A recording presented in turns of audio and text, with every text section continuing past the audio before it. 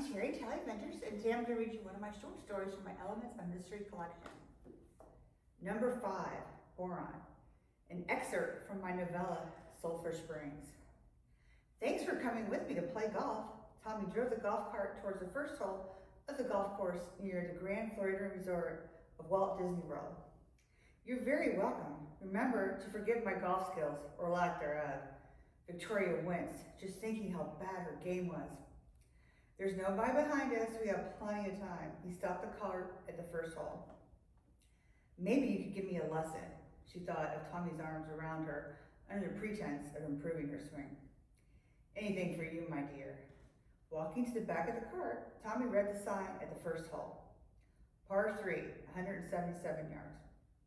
Knowing her horrible swing, she pulled the Florida Gator golf club protector from the driver and walked towards the ladies' tee. Tommy pulled out a 5-iron and said, my dear, you don't need a driver on this hole, especially from the ladies' tee. Oh, trust me, I do. After teeing her pink golf ball, Victoria slightly bent her knees and extended her club to the ball. I'll watch your technique on the first hole, then give you tips on the second. Leaning on the club with his right arm fully extended, he crossed his legs, prepared to spectate. Nervous with him watching, she told herself, it's just a game, it's just a game. She took 2 practice swings before she sliced the ball into the woods. Told you I'd never make it to the green. She banged her driver on the ground like a frustrated golf pro. It's okay. Here, let me help you. Tommy pulled a 5-iron from Victoria's pink golf bag. Giving her the club, he stood behind her. The warmth of his body consumed her. His hot breath on her neck gave her goosebumps. I warned you, she bent her knees to follow his stance. We'll improve your game, he whispered into her ear with a sexy bedroom voice. Grasping her hands, he maneuvered her fingers. Keep your fingers laced around the club like this. Oh, I just kind of held it awkwardly, but this feels so much better, she said with an enlightened tone. Keep your feet a shoulder width apart, then swing back. He kept his hands on hers while she swung the club up behind her.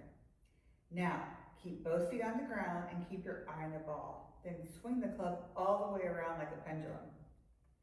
Oh, I just stopped once I hit the ball. Now she envisioned herself hitting the ball perfectly with his arms around her. I noticed. It's called following through. You'll want to end your swing back up where you started above your head. Tommy stepped back to watch her. Holding the club above her, she kept her eye on the ball and swung the club all the way around. Whoosh! Holding her hand over her forehead like a visor, she lost sight of the ball in the setting sun. The ball dropped onto the green near the edge of the rough. Nice. That's our goal for a par 3. First shot to the green, then 2 putts to make par. Tommy gave her a high five. It was your excellent teaching. She stepped back with Tommy to the men's tee. Normally, the furthest from the hole hits first, but I wanted to watch your swing. Now, watch my technique and try to keep this stance and posture. Whoosh! Tommy's white ball flew towards the sky and dropped onto the green. Rolling to the hole, the ball disappeared. Where'd it go? She asked. Oh my God, I just got a hole-in-one. Gritty, he hugged Victoria, picked her up and swung her around. Wow, congratulations, you made it look so easy. She kissed him while he set her back down. You're my good luck charm. That was my first hole-in-one. This is the first time using these new clubs. They have boron in them. They're supposed to make them stronger. Tommy escorted her back to the cart. Grabbing the rail of the golf cart, she slid in next to him. What do they do for a hole-in-one? I don't know. Each golf course is different. Some give trophies or plaques with the golf ball incorporated into the trophy. Some have a wall they add your name to. Surely Disney will do something nice. He drove the cart to the far side of the green, just before the second tee. Let's get your ball. Climbing out, she pulled her putter out of the bag and held it up. I know this one is right. Tommy laughed and walked towards the hole. Pulling out his camera, he took a snapshot of the ball inside the hole.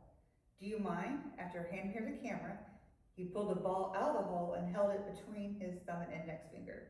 Oh, sure. Taking the camera, she stepped back at a few feet and framed the shot, admiring the handsome man grinning like a kid at Disney. Chuckling at the irony of the metaphor, she clicked the camera. Let's see you sink this one. Tommy pocketed his ball and stepped back.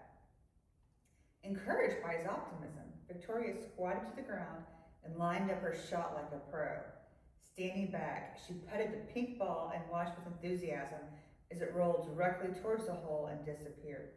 Yippee! She jumped to celebrate her birdie shot, ignoring the first slice into the woods, of course. Nice shot, babe. I'm very impressed. They say putting is 80% of the game. We'll just work on your swing, and you'll be good enough for the LPGA. Tommy high-fived her. My girlfriends and I played a lot of mini golf, she admitted, and walked towards the golf cart to trade in her putter for a driver. Turning to Tommy, she held up the club for approval. Yes, you'll need a driver for this par 5 hole. He hit his first ball, dropping it halfway towards the second green. Nice drive. Victoria learned golf lingo quickly. Do you see that large oak tree to the right? Tommy pointed. The one before the empty pond? She squinted towards the late afternoon sun. Yes, drop your ball just before that tree. Then you can cross the water on your second drive. Okie dokie. Trying to remember everything Tommy had taught her, she placed her ball on the tee and bent her knees.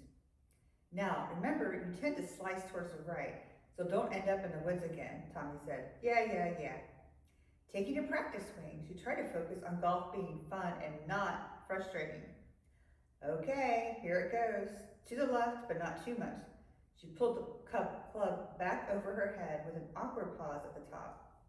Then she swung the club like a pendulum.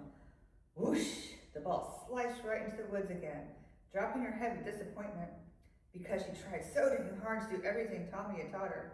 She refrained from banging her driver on the ground again. Must be a cursed club. Want a do-over? The 3-iron? Using air quotes, Tommy laughed. No, I'll play it where it lies, or else I'll run out of my pink balls.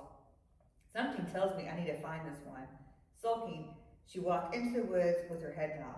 She walked at least 20 yards into the woods, surprised the bright pink ball didn't stand out against the pine straw covered ground. Turning back to Tommy, she couldn't see him through the trees, which grew denser as she walked further in. Don't get lost in the woods like Snow White. Half expecting to find a cottage with 7 little men, she plugged on. Finally, the bright pink ball lay on the ground 10 feet away. Victoria, any luck? I'm coming to find you, Tommy hollered from the second fairway.